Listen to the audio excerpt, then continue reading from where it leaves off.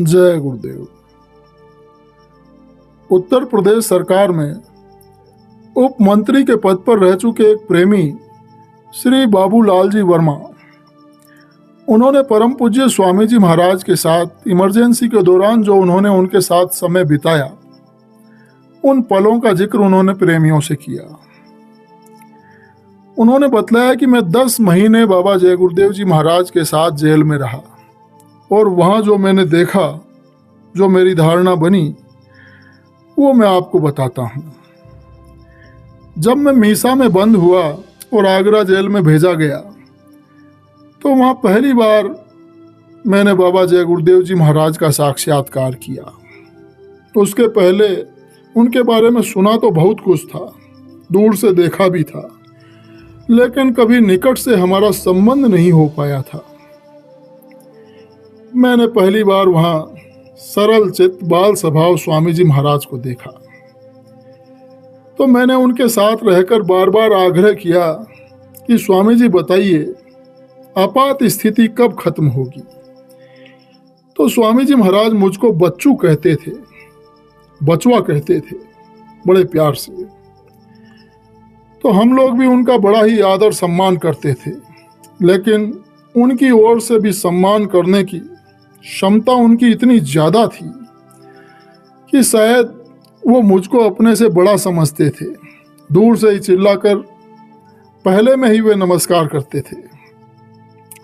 तो मैं उन्हें कहता कि जय गुरुदेव जी, आप तो सारे जगत के, सारे देश के जय गुरुदेव हैं और आप मुझे नमस्कार करके आप हमें लज्जित कर रहे हैं। तो वे कहते थे कि हमारे आप में कोई अंतर नहीं, सभी भगवान के बनाए हुए सब बराबर हैं। अगर मैंने पहले आपको नमस्कार कर लिया तो कौन सा अपराध किया। ये उनकी उदारता का परिचय था, कितनी शक्ति उनमें थी कष्ट उठाने की। उनके साथ आगरा से जब हम लोग बरेली जेल गए, तो वहाँ वे बैडमिंटन खेला करते थे। आप लोग आश्चर्य करेंगे कि इतना बड़ा महात्मा, इतना बड़ा साधु 4 दिन के अंदर इतना अच्छा बैडमिंटन सीख लिया। मैं भी देखकर हैरान था कि बेड़ी पहनकर वे इतना अच्छा बैडमिंटन खेलते थे। बैडमिंटन खेलना और फिर मुझको मात दे देना, यह उनके किसी चीज़ को जल्दी सीखने की शक्ति का परिचायक था। बरेली पहुंचने पर उनकी ओर से आपात स्थिति खत्म करने और आज़ादी की पुनर्स्थापना करने का आंदोलन चलाया गया था। वो आंदोलन चलाया जा रहा था जबकि अन्य सारे आंदोलन समाप्त हो चुके थे और कहीं भी आंदोलन की आवाज़ नहीं सुनाई पड़ रही थी। सारी संस्थाएं ठंडी पड़ गई थी। उस समय जय गुरुदेव जी के साथ बैठकर योजनाएं बनाई गई। आज एक राज की बात मैं आप सबके सामने खोलना चाहता हूं कि जय गुरुदेव जी का आंदोलन उस समय कैसे चला था। हम लोग 4-5 आदमी थे। सरकार क्या काम कर रही है और कौन से आदेश पारित कर रही है, इसकी सूचना सबसे पहले जय गुरुदेव जी को मिलती थी। सरकार की सीआईडी फेल हो गई और हमारी सीआईडी सफल हो गई।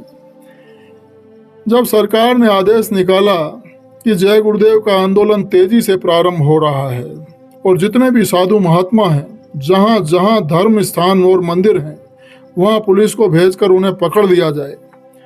तो उत्तर प्रदेश सरकार का ये आदेश जब निकाला तो सबसे पहले बरेली जेल पहुंचा कि शासन अब ये कर रहा है। हम सब ने तय किया कि देश के कोने कोने में जय गुरुदेव जी का नारा लिखा जाएगा और जितनी बातें थी, जैसे इमरजेंसी खत्म करो, गो हत्या बंद करो, नसबंदी बंद करो, तो 3 दिन के अंदर देश के कोने कोने में सड़कों पर और दीवारों पर जय गुरुदेव जी के नारे लिख दिए गए। उसके बाद हमने कहा कि अब एक पर्चा छपवाना चाहिए और जेल में बैठकर जो पर्चा फिर लिखा गया, उसकी 30 लाख प्रतियां सारे देश के कोने कोने में पहुंचा दी गई। बाबा जय गुरुदेव जी महाराज का आंदोलन जितना बड़ा चला और इस आंदोलन में माताएं, बच्चियां, उनके सारे अनुयायी सबसे आगे आ गए। लाठियां चली, गोलियां चली, लेकिन किसी ने उनकी परवाह नहीं की और बराबर डटे रहे और पूरे विश्वास के साथ ये कहते रहे कि इमरजेंसी खत्म होगी और आंदोलन सफल होगा और बाबा जी रिहा होंगे। इतने जोर का वो आंदोलन चला और बाराबंकी में, गोंडा में, बहराइच में, लखनऊ में, हरदोई में तमाम शहरों में हजारों की संख्या में लोग जेलों में चले गए। जब सरकार को पता चला कि जिस जय गुरुदेव को सलाखों में बंद कर रखा है, उस जय गुरुदेव का ही ये सारा चमत्कार है कि जेल में बैठे बैठे देश के अंदर सत्ता का परिवर्तन कर दिया। पुलिस को पता नहीं चला, सीआईडी को पता नहीं चला उस समय उन्होंने क्या किया कि दवा के बहाने बरेली जेल में बुला ले गए। हम लोगों को पता भी नहीं चला। बाद में पता चला कि जय गुरुदेव जी को बेड़ियां पहनाकर तन्हाई दे दी गई, तन्हाई में बंद कर दिया गया। तब हम लोगों ने तय किया कि जब तक जय गुरुदेव जी को तन्हाई से नहीं निकाला जाता है, तब तक हम लोग अन्न जल ग्रहण नहीं करेंगे। हम लोगों ने भूख हड़ताल कर दी। 6 दिनों तक वो भूख हड़ताल चलती रही। प्रशासन को मजबूर होकर हमारे सामने झुकना पड़ा और बाबा जी हमारे बीच फिर से आ गए। लेकिन सत्याग्रह बराबर चलता रहा। जब सरकार ने देखा कि बाबा जी को यहाँ रखने से काम नहीं चलेगा, क्योंकि हम लोगों ने बेड़ियाँ काटने की मांग की थी, तो प्रशासन मजबूर हो गया बेड़ियाँ काटने को। लेकिन उन्होंने जब देखा शासन का रुख नहीं बदला, तो रात के अंधेरे में 10 बजे बाबा जी को कहाँ गायब कर दिया, ये हमको जेल से बाहर आने पर पता चला। वहाँ से हवाई जहाज में बैठाकर जेल से बाबा जी को कहाँ ले गए, हमने ऐसा सुना। मुझे याद है कि जय गुरुदेव जी ने जाते समय कहा था कि बचवा, तुम सब लोग घबराओ नहीं, तुम सब लोग शांति के साथ समय काटो और जल्दी वो समय आएगा जब हम सब लोग जेल से बाहर निकलेंगे। दुनिया का परिवर्तन होगा, समाज का परिवर्तन होगा और शासन का परिवर्तन होगा। और वो परिवर्तन उनके कथनानुसार उन्होंने जो समय निश्चित किया था उसके आधार पर हो गया और हमने अपनी आंखों से देखा। लोग कहते हैं कि जय गुरुदेव जी भविष्यवाणी करते हैं।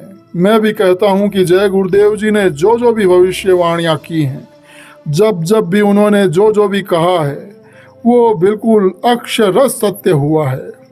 और आज जय गुरुदेव जी घोषणा करते हैं कि सतयुग आएगा, तो हमको भी समझना पड़ेगा कि वास्तव में सतयुग है क्या। वो जो कहते हैं कि मांस मछली अंडे छोड़ दो, शराब ताड़ी छोड़ दो, सदाचारी चरित्रवान बनो, इन बातों से कौन इनकार करेगा। आज जो सम्मान, जो मान प्रतिष्ठा, जो स्थान बाबा जय गुरुदेव जी महाराज को मिला है, वो शायद ही कभी किसी को मिलेगा। जय गुरुदेव।